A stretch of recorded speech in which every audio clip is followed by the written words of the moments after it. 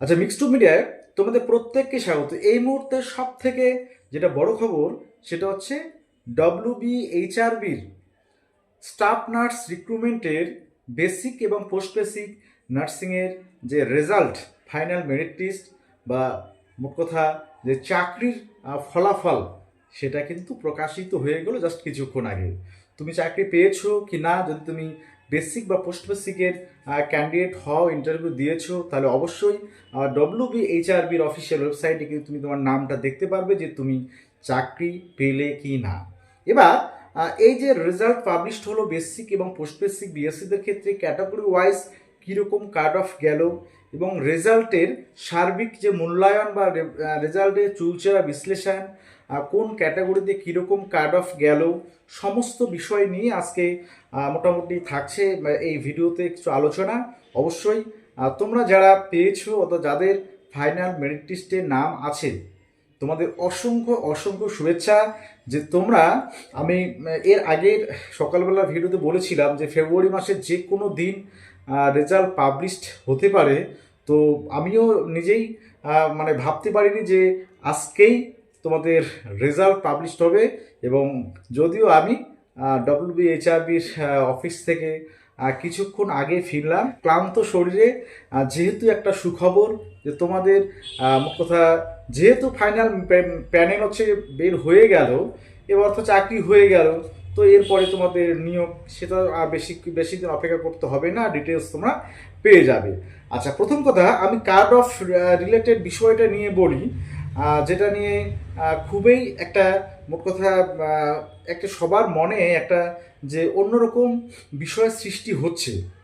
হ্যাঁ, কারণ ইউআর ক্যাটাগরিতে আমি কার্ড অফগুলো আগে বলে নেই যে কোন ক্যাটাগরিতে কীরকম কার্ড অফ গিয়েছে।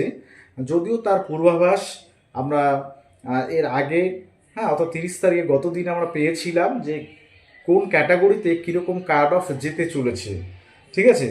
আর সেখানে কিন্তু আমরা মোটামুটি একটা ধারণা পেয়েছিলাম যে কোন ক্যাটাগরিতে কীরকম কার্ড অফ গেছে। দেখো, মোট কথা এবার ভ্যাকেন্সি আর হচ্ছে কার্ড অফ, তো টোটাল তোমাদের ইউআরএ, আমি বেসিক বিএসসিটা আসছি প্রথমে, যে 628টা পোস্ট ছিল। তো 628 জন লিস্টেড অর্থাৎ মেরিট লিস্টে জায়গা করে নিয়েছে। লোয়েস্ট অর্থাৎ কার্ড অফ যেটা আমি বলবো ফাইনাল, সেটা হচ্ছে 61.12 লাস্ট যে কার্ড অফ। তাহলে ইউআর ক্যাটাগরিতে তোমাদের লাস্ট যে কার্ড অফ সেটা হচ্ছে 61.12, ঠিক আছে। আচ্ছা, এবার কেন এত বেশি 60+ হলো? হ্যাঁ, আমি তো মোট কথা এর আগে কিন্তু সেরকমই বলেছিলাম, 60+, 62 এরকম কিন্তু বিষয়টা বলেছিলাম। ওবিসি বিয়ের ক্ষেত্রে বলেছিলাম, যদিও ওবিসি বিয়ের অনেকটা কম আসে। দেখো, এসসির ক্ষেত্রে কিছু বলার নেই, কারণ ওদের হচ্ছে মোট কথা তোমরা 5 পেয়েও অনেক ক্যান্ডিডেট যেমন ডাক পেয়েছিলে, সেখান থেকে গতকালকে বিষয়টা পরিষ্কার হয়ে গিয়েছিল যে কারা চাকরি পাচ্ছে। তোমাদের আমি বিষয়টা হাজারবার বলেছিলাম যে এসটি, এসসি, ওবিসি এ, এবার তোমাদের লাস্ট যে নাম্বারটা আছে, যে লাস্ট কাট অফ ক্লিয়ার করে ইন্টারভিউ দিয়েছে, হ্যাঁ, তাদের কিন্তু মোট কথা চাকরি পাওয়া খুবই টাফ হয়ে যাচ্ছে, কারণ নম্বরের ডিফারেন্সটা অনেক বেশি। তোমাদের দেখো, তোমাদের ইউআর এর ক্ষেত্রে তোমরা দেখবে তোমাদের 80+ পেয়েছে আউট অফ 100, টোটাল 80+ পেয়েছে। আর হচ্ছে লোয়েস্ট হচ্ছে 61.12, তাহলে প্রায় 20 নম্বরের থেকে বা 20 নম্বরের মতো ডিফারেন্স, তার থেকেও বেশি ডিফারেন্স। তাহলে তোমাদের আমি বলেছিলাম যে বিএসসিদের ক্ষেত্রে এই ডিফারেন্সটা প্রচুর থাকবে। এবার যাদের ইন্টারভিউ ভালো হয়েছে বা আগে নম্বর ভালো ছিল তারা তো লিস্টেড হবেই। যাই হোক, এবার এসসির ক্ষেত্রে 982 জন, মোট কথা 82টা সিট ছিল এবং 982 জন মেরিট লিস্টে আছে।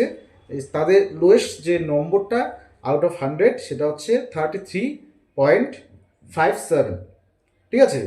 তো এটা মোট কথা কালকের বিষয়টা দেখে এরকম আন্দাজ করা গিয়েছিল যে কোন কাট অফ কমতে চলেছে অনেকখানি। অত এসটিদের ক্ষেত্রে কিছু বলার নেই, যেহেতু ক্যান্ডিডেট মানে এদের নেই, হ্যাঁ, এদের ভ্যাকান্সি অনেক কিন্তু ক্যান্ডিডেট নেই। তো সেক্ষেত্রে এদের কাট অফটা না বললেই হয়, কারণ যারা প্রেজেন্ট ছিল প্রত্যেকে তারা চাকরি পেয়ে গেছে, 173 জন, ঠিক আছে। আচ্ছা, ওবিসি এর ক্ষেত্রে বিষয়টা একটু লক্ষ্য করে ভালো করে যে ওবিসি এ সে তারাও কিন্তু ওবিসি ক্যাটাগরিতে 7 সামথিং পেয়ে কিন্তু ইন্টারভিউ ডাক পেয়েছিল। তো বিষয়টা সেখানেই যে আমি বলেছিলাম যে এই যে নম্বর লাস্ট কাট অফ ক্লিয়ার করে যারা ইন্টারভিউ দিয়েছে তারা কিন্তু যে মোট কথা ফাইনাল মেরিট লিস্টে জায়গা করার ক্ষেত্রে তাদের 15-র মধ্যে 15 দিলেও তারা কিন্তু জায়গা করতে পারবে না। ঠিক আছে, তো কথাগুলো মিলে গেল। আচ্ছা, এবার ওবিসি বি এর ক্ষেত্রে দেখো, ওবিসি বি এর ক্ষেত্রেও যথেষ্ট কাট অফ মোট কথা গিয়েছে 51.95। হ্যাঁ, যে 158টা মাত্র সিট ছিল, ঠিক আছে, তো 51.95। তো এই মোট কথা এই যে কাট অফটা, হ্যাঁ, আউট অফ 100-এ তো 51.95 পেয়ে ফাইনাল মেরিট লিস্টে জায়গা করে নিয়েছে টোটাল 158 জন। ঠিক আছে, আর ওবিসি এতে হচ্ছে 41.5, 468 জন জায়গা করে নিয়েছে। তো আমি এবার বিষয়গুলো প্রথমেই বলি যে যারা তোমরা ফাইনাল মেরিট লিস্টে জায়গা করে নিয়েছো বা চাকরিটা পেলে, প্রথমেই তাদের মিক্সড মিডিয়ার পক্ষ থেকে আন্তরিক অভিনন্দন এবং শুভেচ্ছা থাকছে। তাদের আগামী জীবনের ভবিষ্যৎ তাদের আরও সুন্দর হয়ে উঠুক এই আশা করছি অবশ্যই। পাশাপাশি যে বিষয়গুলো উঠে আসছে সেগুলো তোমাদের যে বিষয়গুলো সকালবেলা আমি ভিডিওতে বলেছিলাম যে দেখো যে ইউআর ক্যাটাগরি আমাদের মোট কথা কনস্টিটিউশনের যে রুলস, যে সংরক্ষণের যে নিয়ম, সেখানে যেমন অনেক ক্যান্ডিডেট দেখবে তোমরা, আমি SLST 2 এর কথা বলেছিলাম, এখানেও দেখবে যে ক্যাটাগরি ওয়াইজ আলাদা করে লিস্ট পাবলিশ করা হয়েছে।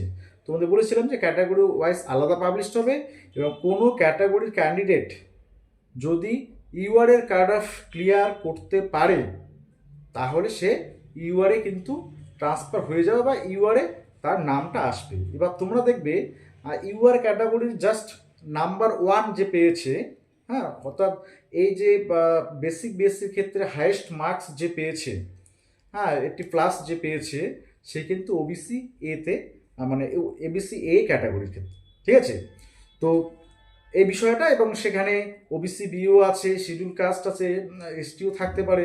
মোট কথা লিস্টটা দেখলে কিন্তু বিষয়টা পরিষ্কার হবে যে মোট কথা সংরক্ষণের যে রুলস, আমি যেটা বাস্তব কথা বলেছিলাম যেটা সংবিধানের নিয়ম, এখানে মোট কথা বাস্তবটা মেনে নিতেই হবে, কিছু করার নেই। ঠিক আছে, যদিও এটা নিয়ে কারো দ্বিমত থাকতে পারে, হওয়া উচিত কি হওয়া উচিত না সেই বিতর্কে আমি একদম যাচ্ছি না, কিন্তু এটা হয়। ঠিক আছে, আচ্ছা, এবার মোট কথা হচ্ছে ইন্টারভিউ তো অনেকে দিয়েছো, তো যারা চান্স পেলে না তাদের কি সুযোগ নেই? দেখো, তাদের সুযোগ তখনই হবে যদি কোনো ক্যাটাগরির ক্ষেত্রে কোনো ক্যান্ডিডেট তোমরা মোট কথা জব না নেয়, তাহলে সেকেন্ড লিস্ট পাবলিশ হবে, ফাইনাল মেরিট লিস্ট, সেখানে কিছু জনের নাম থাকবে, তাদেরকে কিন্তু পরবর্তীতে তারা কিন্তু চাকরি পাবে। তো এরকম অনেক ক্যান্ডিডেট আছে যারা দেখা গেল 2022-এর যে রিক্রুটমেন্ট ছিল স্টাফ নার্সের ক্ষেত্রে, সেখানে কিন্তু এরকম অনেক লিস্ট পাবলিশড হয়েছিল। তো একেবারেই যারা কাট অফ জাস্ট মানে মোট কথা কাট অফের জাস্ট নিচে আছে, একটু নিচে আছো, হ্যাঁ, পয়েন্ট বা 1-2 এরকম নম্বরের নিচে আছো, তো একটু আশা রাখবে, একেবারে নিজেকে হতাশার মধ্যে ডুবে রাখবে না, এটা আমার অনুরোধ থাকলো। পাশাপাশি সিএইচও এবং আদার্স যে এক্সামগুলো আছে ভালো করে দেবে।